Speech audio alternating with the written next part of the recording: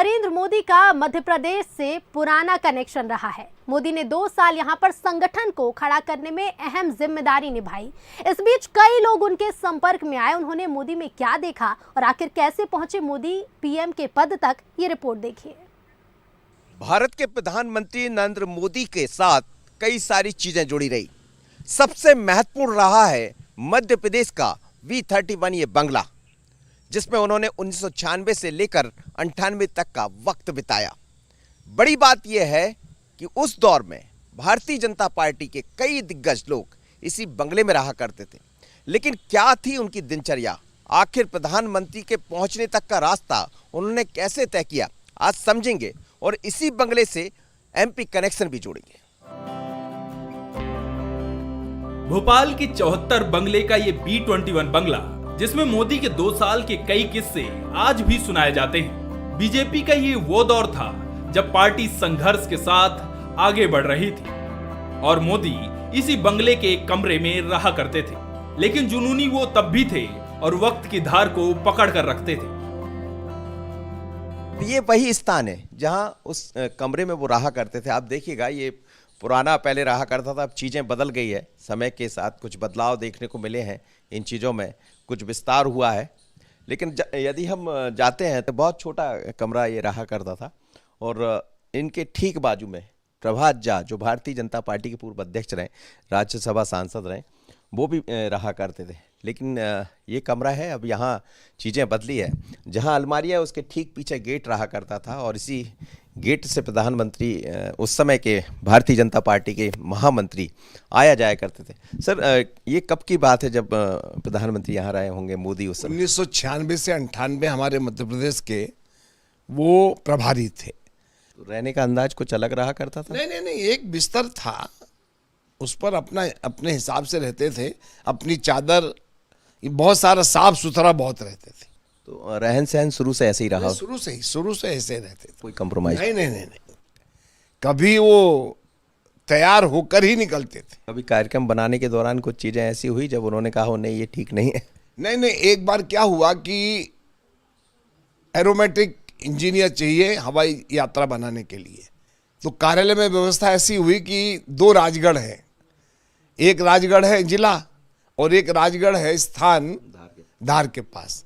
तो उनको धार वाले राजगढ़ पे जाना था, लेकिन ये पहुंच गए इस राजगढ़ पे। जो हेलीकॉप्टर उतरता है वो हेलीपैड कहीं बना ही नहीं था और न वहाँ कुछ।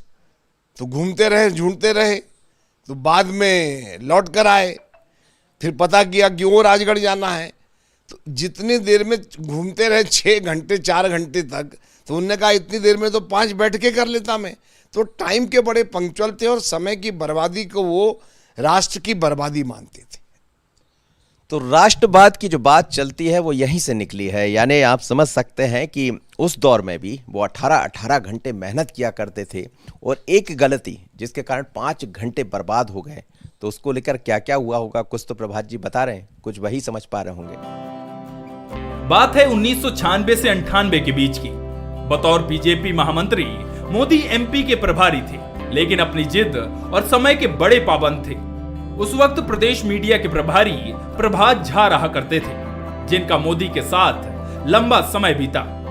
1998 के चुनाव की तैयारी चल रही थी और मोदी एक एक बात पर बारीकी से नजर रखे हुए थे।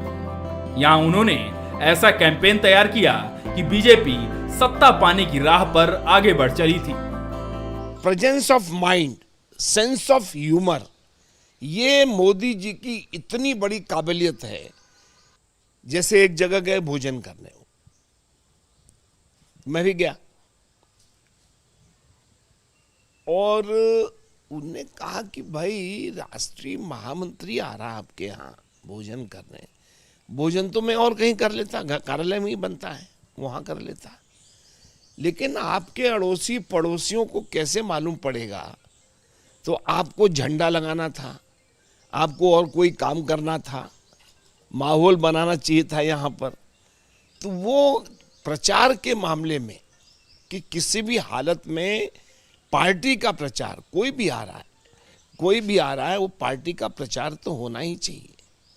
और वो शुरू से लटकाए हुए व्यक्तियों से जिनके चेहरे लटके हुए रहते थे उनसे उनको प्रसन्नता नहीं होती थी, वो हंसते खेलते रहते, और बहुत ईश्वरवादी व्यक्ति, कर्मवादी व्यक्ति, इसलिए समयबद्धता उनकी बहुत, अगर 12 बजे कहा है तो 12 बजे।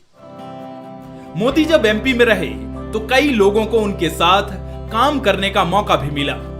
उन्हीं में से एक दीपक विजयवर्गीय भी है, जिनके पास संभागीय मीडिया प्रभारी की जिम्मेदारी थी, जो बताते हैं कि मोदी जी के पास वो तीनों गुण थे जो आगे बढ़ने के लिए जरूरी होते हैं। 3 तरह के नेता आमतौर पर दिखाई देते हैं। एक मास लीडरशिप वाले होते हैं जो भीड़ का नेतृत्व करते हैं। दूसरे इंटेलेक्चुअल लीडरशिप होती है, क्लास लीडरशिप होती है, जो इंटेलेक्चुअल विषयों पर वैचारिक रूप से बहुत गहराई तक जनता के मन में अपनी बातें उतार सकते हैं। तीसरे संगठनात्मक लीडरशिप वाले लोग होते हैं जो बड़ी संख्या में लोगों को ऑर्गेनाइज कर सकते हैं, अपने हिसाब से ट्रेंड कर सकते हैं और उनको अपने हिसाब से काम में लगा सकते हैं। नरेंद्र मोदी जी अकेले ऐसे नेता मुझे दिखे हैं जिनमें ये तीनों तत्व प्रभावी हैं। नरेंद्र मोदी अपनी प्लानिंग के बड़े मास्टर थे। बात 1998 की है, जब मोदी ने एक ही रात में दिग्विजय सिंह सरकार की विदाई की शुरुआत कर दी थी। उनके सामने एक फ्रीडम होती थी, तमाम गांभीर्य के बावजूद भी अगर कोई नीचे के कार्यकर्ता के पास भी कोई गंभीर आइडिया है तो वो अपनी बात कह सकता था, और उस आइडिया को नरेंद्र मोदी जी बाकी सारे नेताओं के ऊपर सुपरसीड करा के वो कहते थे कि नहीं ये आइडिया ठीक है, इसको लेके आगे बढ़ने की ज़रूरत है। जैसे जो पर्सनल एक्सपीरियंस जिसको बोलेंगे कि उस समय इतना प्रोफेशनल प्रचार सामग्री नहीं होती थी, तो मैंने कुछ पर्चे तैयार किए थे। दिग्विजय सिंह सरकार के जो कार्यकाल था उसमें जो भ्रष्टाचार हुए हैं, मैंने वो सारी चीज़ें नरेंद्र मोदी जी के सामने रखी, और नरेंद्र मोदी जी ने उसी समय जो भी संबंधित प्राधिकारी थे, वरिष्ठ नेता थे, उनको कहा कि ये सामग्री आज ही रात को जिलों में फैक्स कर दीजिए, ये प्रचार का मजबूत आधार बनेगी। तो एक नए कार्यकर्ता को भी किस तरह से उसकी ऊर्जा का उपयोग किया जा सकता है संगठन के हित में, और आइडिया कहीं से भी आ सकता है।